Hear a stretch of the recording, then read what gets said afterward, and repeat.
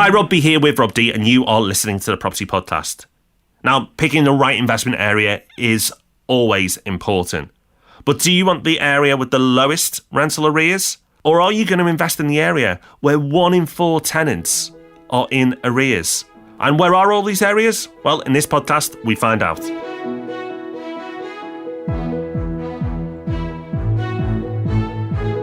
Welcome to the Property Podcast, where every Thursday morning property investors come to be informed and inspired.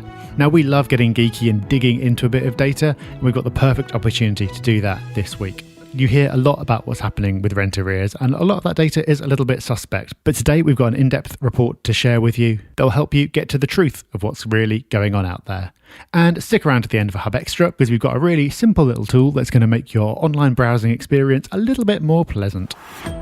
Rob, we have a scary looking headline to lead us off with this week's news section. Boris Johnson's 95% mortgages will put Britain back on course for a house price crash. So there's me and many others thinking that it will support the market, but apparently it's going to do the opposite and cause a crash. Apparently so. There is a small detail that's been missed out of this headline, which we'll get to. But surprisingly, given that this is a news story from The Guardian with an apocalyptic headline, there's actually quite a lot in here that I agree with, including the fact that obsession with home ownership and increasing that is not necessarily the best idea. And renting is very important tenure because it gives people flexibility and all that kind of thing. There's a lot of decent stuff in here, but there's also a couple of pretty major failings. One of those failings being that interest rates is not mentioned at all anywhere in the article. And if you're talking about house prices and why they're high, interest rates has to come up as a cause of that.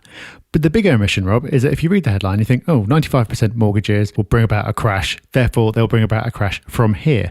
What it doesn't say is what it actually means is that 95% mortgages will actually bring about a boom, which will then bring about a crash. And when you think about it that way, it makes a lot more sense because, of course, like you've already said, you would expect the loosening of credit and more people being able to buy property to increase the price of property, not decrease it. So really, this article isn't telling us anything we don't already know. Property prices always crash eventually, and that crash is always preceded by a boom. And some of the things that we're seeing happen now seem to be sowing the seeds for that boom and then that crash, which is exactly what the property cycle would predict. So that's our first news story this week, and you'll find the link to that in the show notes. But there's a second headline that you spotted this week, Rob, which doesn't look anywhere near as exciting, but could actually turn out to be a bigger story. Yeah, and it doesn't seem as misleading either. So the headline reads, John Lewis to build and furnish private rental properties. And after reading the article, it turns out it still is John Lewis and it's not Aldi. So at least the article is accurate, which is quite good. Beyond that, what do we need to take from this? Well, one, I think I found my next home, potentially. And two, and more importantly, the standard of the rental market seems to be constantly upping its game. So what's behind this story? Well, John Lewis has a long-term target of securing 40% of its annual income from non-retail activities. So they own John Lewis, as you're probably aware, and most of you are probably aware they also own Waitrose, but they want a massive 40% of their total income to come elsewhere. So where do they want it? Well, the sensible souls want it through property. Of course they do. Now, John Lewis and Waitrose own a lot of land, so they've identified 20 sites that they already own that will provide a stable income once they've built and rent out homes on those sites. They're going to put planning applications in over the next couple of years, with the first 2 sites being in the Greater London area. But it's some of the extras that they're already hinting at they're going to deliver on these sites that make it interesting. All the furniture will be from John Lewis, which is expected, I guess, but also really nice because the standard of them will be really good. And they'll have a food delivery service option for tenants, which of course will be from Waitrose. So really upping the game here. At concept level, these seem like really attractive properties. But the big story here is not that sounds really nice and people will want to live there. Well, actually, that is the story, that people will want to live there because they're going to look at options and go, wow, a standard apartment or house or a John Lewis house or apartment. Which one am I going to choose? The branding alone will attract people, and then those additional services and standard of furnishings are going to potentially bring more people to them. Now, they are only looking at 20 sites, and they're not going to take over the whole build-to-rent market. But this is just another indicator of the standard of the build-to-rent sector is delivering right now and seemingly wanting to keep on improving upon. So as individual landlords, we really need to watch what's happening and not just carry on as we are, because if we don't up our game as individuals, eventually we'll be left behind. It won't have escaped your attention that 2020 has been a funny old year.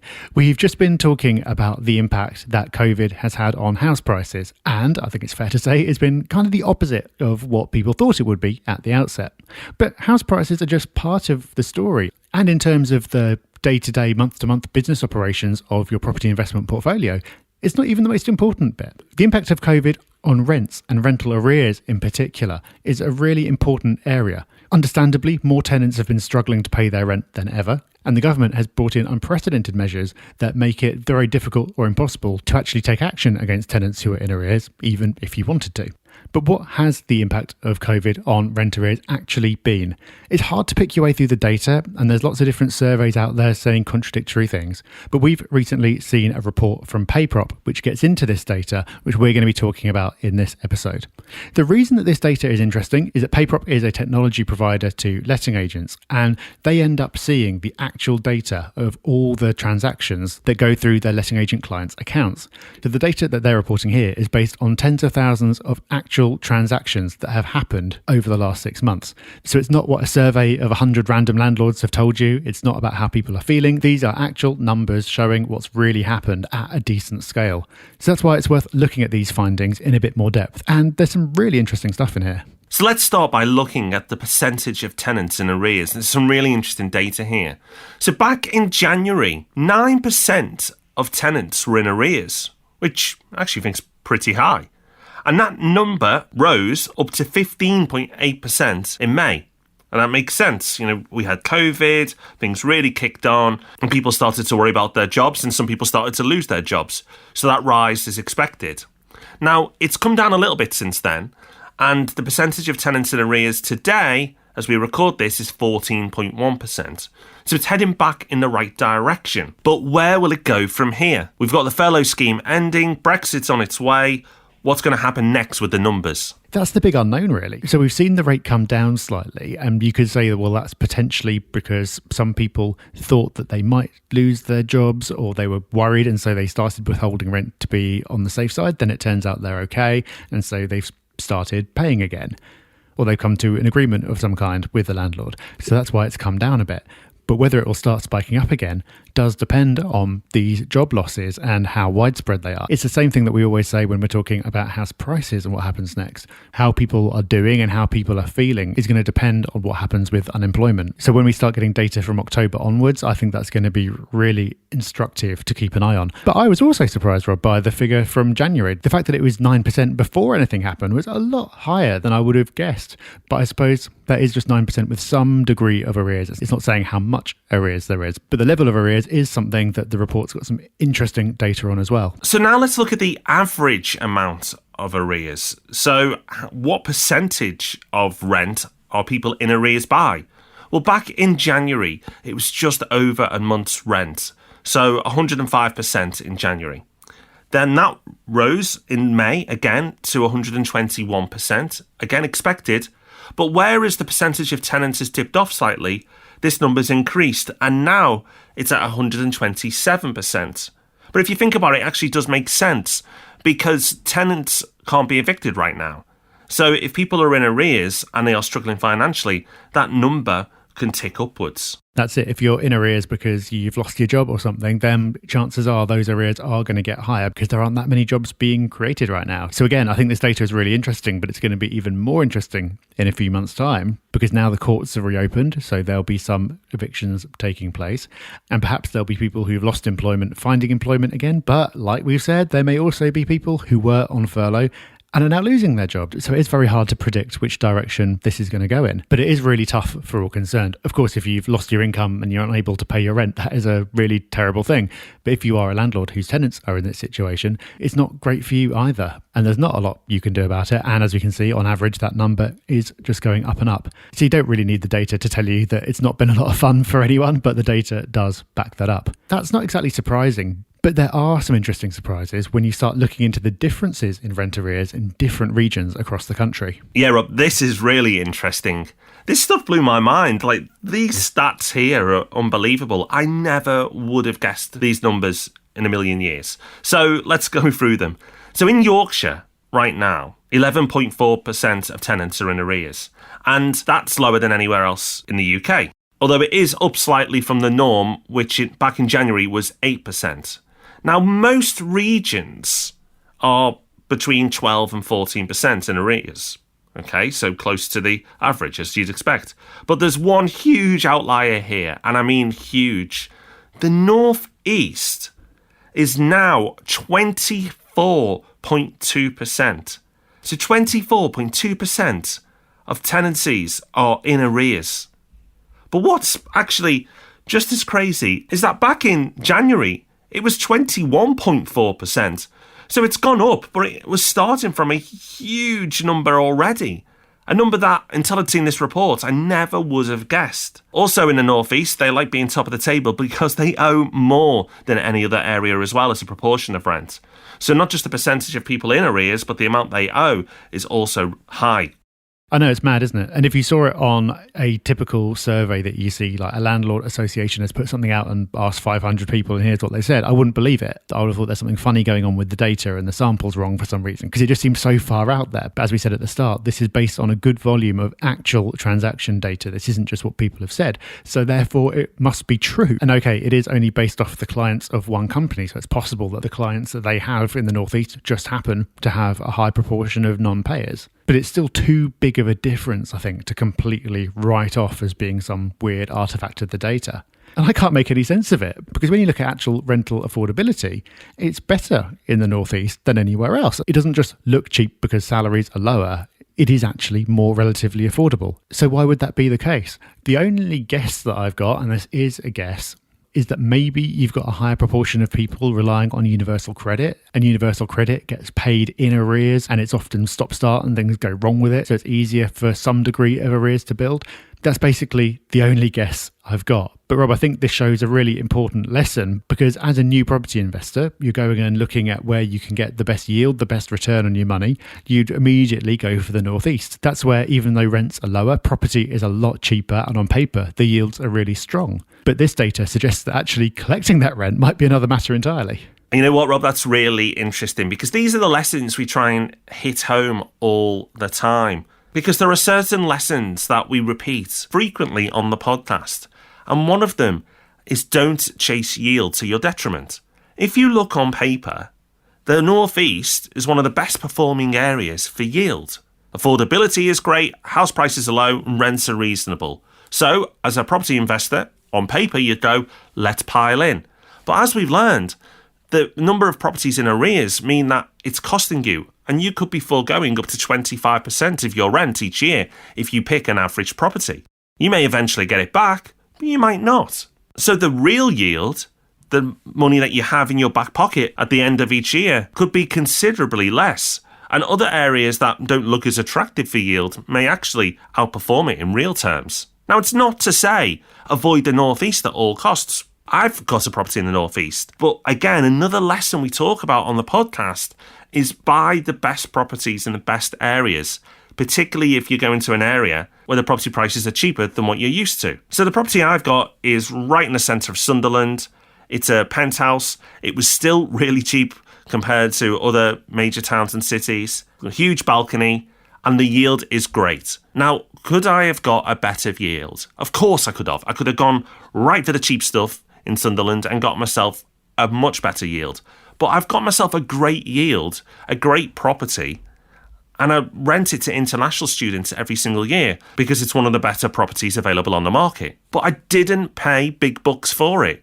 Because Sunderland is really well priced already, I didn't have to pay over the odds to get that property. And this applies to all towns and cities. The best properties remain the best properties, whatever the economic climate. They're more resilient, they tend to do better with capital growth, and yes, you may sacrifice slightly on the yield, but as we've learned today, if no one's paying you, well then that yield is just made up. So what else does this tell us? Well, not really a surprise, but I think it shows you that picking the right tenant is always important, but it's now more important than ever because more people are struggling and because of the eviction restrictions that have been put in place.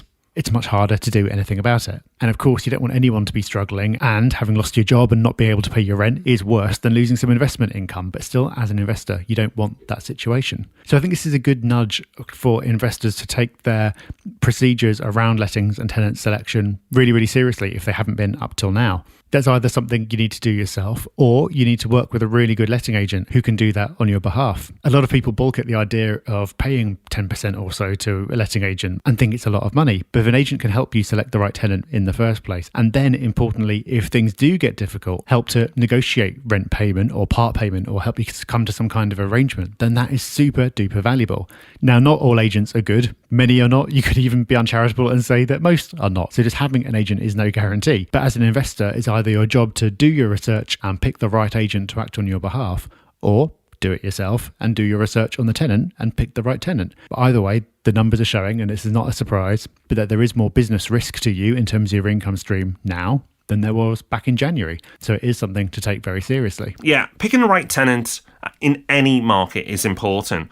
But right now, it's absolutely critical that you get that right. So make sure that your letting agency is on top of their game when it comes to referencing. If you're doing it yourself, don't cut corners. A lot of property investors will be looking into rental guarantee insurance right now if they hadn't before. But what you have to accept is that rental guarantee insurance is more expensive than ever before, and understandably so. So you have to take a view, because you might pay so much that, again, it hits your profit margins so drastically, it's actually not worth paying for. So look at the tenant profile risk that your property will attract. If your property is going to attract a type of tenant that's unlikely to default on their rent, and it traditionally attracts people with strong credit scores, then you may decide to forego it and miss it. But if it's one of those properties we referenced in the Northeast, where 1 in 4 tenants actually don't end up paying you on time or at all, well, then you may think it's money well spent. So some fascinating data there, and thank you to Neil from PayProp for providing it all. We've been doing this podcast for years now, and you think that we've seen it all, and you get data like this and you learn loads and you're like, wow. Something we love on this podcast is hearing your success stories. It's so good to hear that you're out there taking action, doing deals, improving your future through property investment. This week, we're sharing a success story from Tom, who left it in the form of a podcast review. We love those. And Tom says, I only discovered Rob and Rob's podcast a few weeks back and have been working my way through the back catalogue ever since. What started as a pipe dream has become a reality with my first buy-to-let property about to complete. And I feel so confident in moving forward thanks to Rob and Rob. I'm not sure what I'll do when I finally catch up, as I find the episodes so motivating. Well, thank you, Tom. That's brilliant to hear. And I love stories like this, because success is not always about getting your 10th property or doing some ridiculous deal. Just getting your first is such a big and important step. Actually, 0 to 1 is the biggest step of all, and everything gets a lot easier from there. So a big well done to you. And we'd love to hear your successes as well, big or small. You can leave us a podcast review, you can share it on the Property Hub forum, or you can find us on all the socials. We're on Facebook, Twitter and Instagram at Property Hub UK. Now it's time for Hub Extra, the bit where we like to give you more. And this week's Hub Extra comes courtesy of my moaning, because I was moaning to Rob about all those cookies pop-ups that you get on every website you seem to visit. And I vented my frustration to Rob. He patiently listened, and not only patiently listened, but then came up with a fantastic solution. So thank you, Rob. You're welcome. And I found it because by chance, a few weeks earlier, I was moaning to myself because no one else would listen to me about how I get really annoyed by these pop-ups, and looked for a solution and found I don't care about cookies. It's a browser extension. It works on all the major browsers. You just install it and then it intercepts and blocks the majority of those annoying warnings that pop up at you. It doesn't get all of them. It depends on the technology the site is using, but it blocks the vast majority. And my internet usage is now far more pleasant. Still get pop-ups about lots of other annoying things like joining mailing lists, but at least that's one that's easily solved. So if you don't care about cookies either, you'll find a link to that in the show notes. Well, that's us done for another week. Thank you for listening. We'll be back on Tuesday with Ask Rob and Rob. And of course, we'll be back with the main event, the Property Podcast, on Thursday. We've got a great episode coming up for you, and really timely after this episode. We're looking at how to get your property let during lockdown. Getting your property let in any market is important. But right now, with things being more difficult and more challenging, you have to be on top of your game. And next week, we'll show you exactly how to be on top of your game. But until then, have fun, everyone. Take care. Bye-bye. Bye-bye.